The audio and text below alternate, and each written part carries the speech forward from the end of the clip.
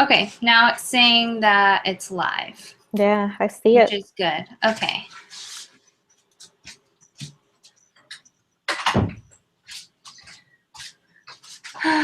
So the last time I'd set it up, it was live, and I didn't know, and I had all these like random people, I guess, like watching it and Cool. like RSVPing to it. And Creepy. I know. Okay.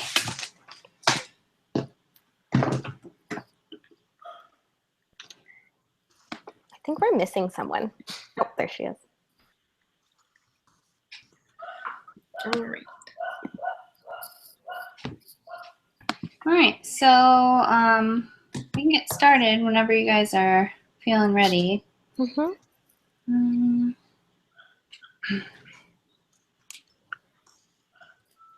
I don't have the prompt in front of me, so. The prompt says, please discuss with your group members your thoughts on organizational culture, what types of cultures you have experienced in the workplace, positive, negative, engaging, entertaining, etc., and if you believe that leaders are able to shape culture.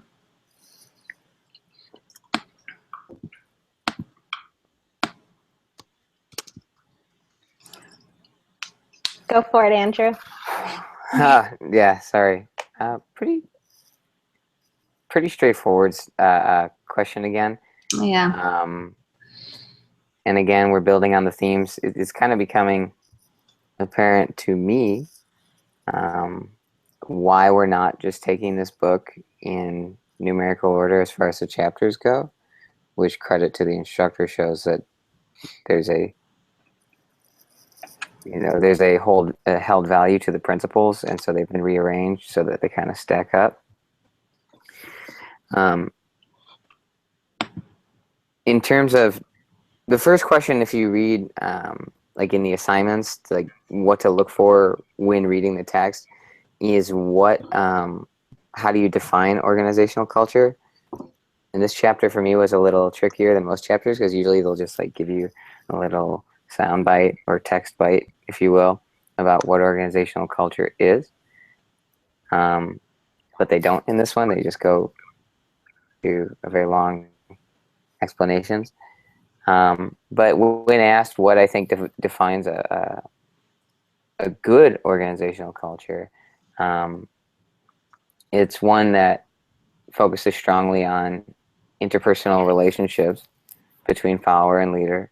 It focuses on follower needs, and it uses a buzzword that we haven't seen yet in the text, and one that as a manager I really don't hear from, but one that I like a lot, is building a learning culture. So not just a flexible culture, but one that is presently seeking to learn from within and from independent observation. So I really like that, and that kind of summed up to me what, if you're asking like what I consider strong organizational culture, it's one that builds its language, builds its rites and passages around adapting to its constituents in order to meet its goals, and not the other way around. Sorry. He's trying to walk on my keyboard. Yeah, I think that was the first time that I remember reading that in the text too, about like the learning culture. I thought that was pretty cool. Well, I know that she likes a lot of our personal experiences, and I didn't want to focus on a negative aspect, but in the prompt said, have you experienced any organizational cultures that have been negative? And I kept reading, and then it's about trust and building support and making sure that your followers are comfortable coming to you. And I had a boss, like the culture is already established as soon as you walk in. Most of the time you figure it out little by little and you adapt. But I had a boss and walked in first day all happy and excited to, be part of the team. And the first thing she said was, well, one thing you have to realize here is that if you have a good idea, you keep it to yourself. You don't share it with anybody because, there's a lot of, departmental politics. And so that was right away, it was, a negative. It was so heavy that, Sure. Walking in, you think that you're going to be like, bright-eyed and bushy-tailed and all excited. But I started to figure out that nobody trusted anybody. And it was her that was breeding this culture. And it became like a really sad and depressing place to work. And she eventually was gone for about 8 months working on her doctorate. And then in that time period, we formed another form of, we figured out that she was the one that was kind of breeding this culture of distrust. And so we kind of adapted and we fixed everything. She comes back, of course, and, wants to know why everything is different. And so I do think that leaders, you follow their lead, obviously, for lack of a better word, and all it takes is for them to plant like a few little seeds of doubt and mistrust and in your head to really bring down the morale of the place. So. Well, it's interesting because you kind of answer the second part of the question with that. Right. Yeah. And testimony. And it's funny too, all it takes is just one person, and especially when you're working under somebody, when somebody is just acting very negative, you don't feel comfortable trying to turn it around and be positive. And, when your higher up is kind of trying to form it to be the complete opposite. Yeah, that's rough. That's for sure. Odd that somebody would, especially like a manager, would say something like that. Yeah. Because you want to share ideas with each other and bounce ideas off each other, and that's what the leader is supposed to do. Mm-hmm. It kind of reminds me of like the example in the book where it talks about AT&T, how they spent thousands of dollars on a technology that was available online for $13. Right. Like to the public, like sharing knowledge. It was like your manager didn't want to share insight with each other, and she made it seem like all the employees were bad. Yeah, and that creates a really bad climate. It was a really bad climate, and I got out eventually because it was just crazy. But when she was gone, there was a big problem with it was the career center, and so there was a big problem with we weren't having enough students coming in, and when it comes time to figure out which departments are going to be cut for the budget, there's a lot of pressure at the last minute to fix something that could have been fixed a long time ago, and It was funny. So she comes back and everybody is like, oh gosh, like our numbers are dropping again now that she's back, and we don't trust her, she's not going to do anything. And it was funny because so we had this discussion, it was like this team meeting, and she said, well, how do you guys think we should fix it? Because I have tenure, they're just going to move me to another department, but you guys are the ones that are going to be, And so, and it was funny because I was reading in the book that our trust was broken, and it says when trust is broken, you need to, number one, determine what happened, which she obviously didn't do. Determine how much, like the depth and breadth of the loss of trust, which was pretty heavy, and also own up to the loss. Don't ignore or downplay it. And so I always, she was just kind of like a piece of work. And so as I read throughout the textbook, it's funny to imagine how she was able to become a leader. Yeah, she kind of like dismissed the we climate and then just put herself and said, well, it's your guys' problem, like not mine. Yeah. So that sucks. Mm-hmm. But it raises some real quality points for the discussion about not only do you think leaders direct culture? Do they shape culture? Because for better, for worse, what you're saying is they do. This lady did. I think it's inherent in being a leader that you shape culture, because that is what distinguishes you. That's one of the distinguishing factors that makes you not part of the followership, is because leaders have a they hold greater gravity in all things decision making, and with that gravity comes an inherent changing of course in the culture. It's also interesting though what you point out about, and the text talks about this too, a sharing of information, whereas you were talking about a leader that was clearly not comfortable sharing information, but how there's been this emergent culture lately of quite the opposite. So you see things like open source technology being proven valuable now, and as a strong tool for not just companies but organizations that hold that technology as valuable. That being like a very strong positive and so that shows that the nature of open information being a very positive thing. So there are leaders that kind of ride that current and build that culture and reap the benefits thereof, as opposed to like the one you were talking about. But I'm sure we've all worked for a really crappy boss. Yeah. On the flip side of bosses, I work for Starbucks, as we know, like most of us do. And so Starbucks is very corporate. It's huge. And their values are, to make it feel more intimate. And my manager definitely upholds that. But she also, like, takes it to the next level. She really she interacts a lot with not just the shift supervisors but the baristas. Like, she works on the floor a lot with everybody. She really is like really empowering.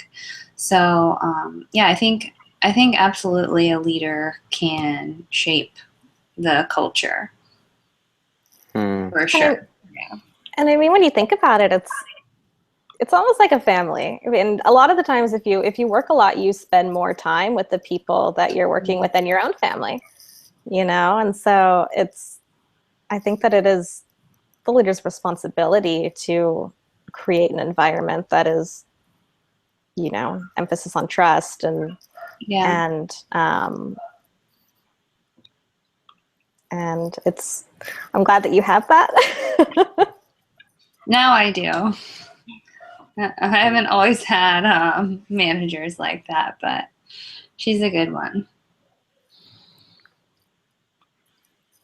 Yeah, I want to speak a little bit about. Oh, no, go ahead. And I was saying, like, it sounds like that sharing of information is kind of like I guess the text calls it the Pygmalion effect, where the expectations and belief you show in people, just builds that within themselves. And like by hoarding information, you're declining that to them, and you're showing them you don't trust them. By giving them information, you're giving them the chance to like feel empowered, and they will rise to like your belief in them. Right. Which seemed like pretty self-explanatory, I guess. Yeah, what you perceive in your followership is what you will achieve. So if you view your followership as unworthy of your information, and if you make your mind up on that, then you will bend the reality to fit that narrative as a leader. And on the flip side of that, if your followership views you as disrespectful, then they will bend to that narrative as well. Yeah. I want to speak a little bit about like the shaping of culture by leaders. I used to work with an organization that would take inner city kids out to camp for a couple of days. They let them experience like the countryside and everything.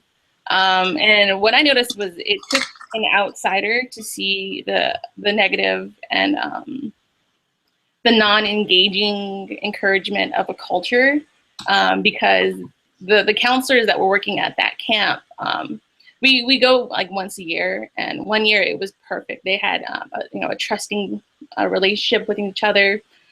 They were encouraging. However, we went the next year again, and it was completely different. I don't know what was going on, but you could see how negative they were. And what was really bad is they reflected that behavior onto the kids themselves. So the kids didn't feel like they were getting a personal interrelationship with the actual counselors themselves. And we had a meeting at the end of the session with the camp, manager. His name was Brian. And what I read on one of our things was the 10 principles of organizational culture and how they shape culture. And what was really good was how they focused on changing the behaviors and also emotionally, tapping into the emotions of the followers, those other counselors. And what they did was they spoke with them about, these children's backstories, and it did elicit an emotional response to get them out of the funk that they were in that was very negative. And then we came back the next year and they were completely changed. So I definitely think that small behavioral changes could help shape a culture. And I think that was probably the best example that I have.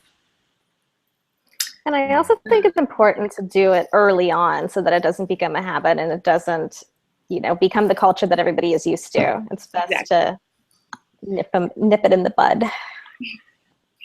I think children are really, they're like, I don't know how to explain it. They're really vulnerable to everything.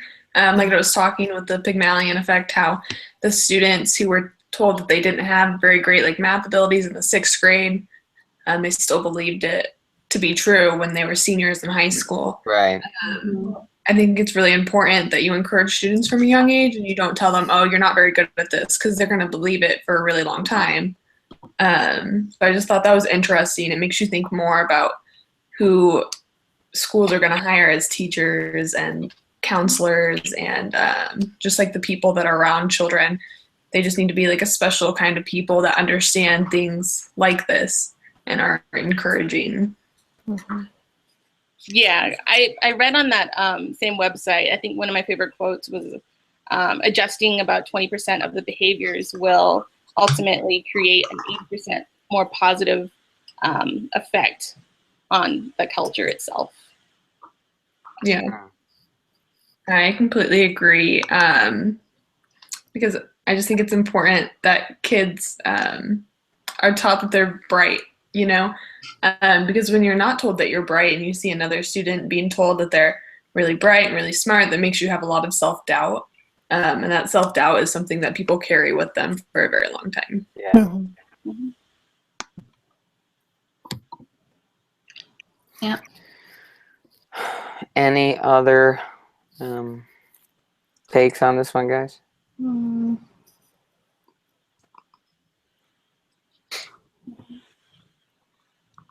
Not that I couldn't gush about, workplace culture experience, but There's another part. Oh, go ahead. Okay. There's another part that I find really interesting is the communication of expectations. I've noticed while working that it's really hard for people to get better when your manager isn't setting high expectations for them.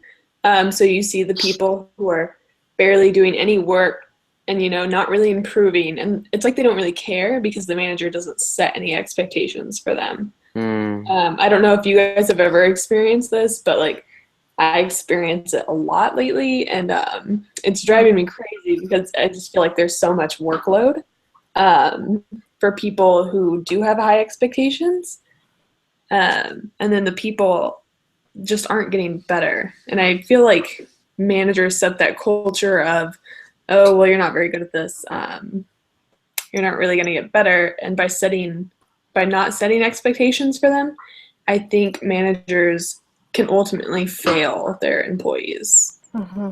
Yeah, that's a really good point. That's something that I liked that the book said about expectations. Basically, you have to set them so your followers can improve on them, but they also have to be realistic. So I think it has to be a good balance. Well said. Does anyone else have anything to add? Not I. I don't think so. No? William, you're good? Yeah. Cool. Okay. All right, so I will edit it and upload it probably tonight. Do you guys want me to send it to you before I do that? No, we can upload Okay. it. Trust me? Okay. All right, cool. So, okay. Oh, about the I know that the database thing is due like the last day. So I think that Jessica, were you going to do like I guess we just send you everything and you kind of put it together, or we had a discussion post and then we weren't sure if you wanted to do it that way or. Yeah, that's fine. We can do that. Your cat looks exactly like my cat. Oh, yeah. That's why I'm like sitting here trying not to laugh because my cat is just all over. I know, mine too. So, okay, cool. All right, so I guess whenever we're done with our pieces, Jessica, I guess, well, you can think about it, but just let us know, like email us or on the discussion board or next week when we see you, just let us know when you want our, I guess, pieces of the paper by. Okay, that's fine. Okay. All right. All All right, right. cool. All right. Bye, guys. Have a good night. Bye. Good one.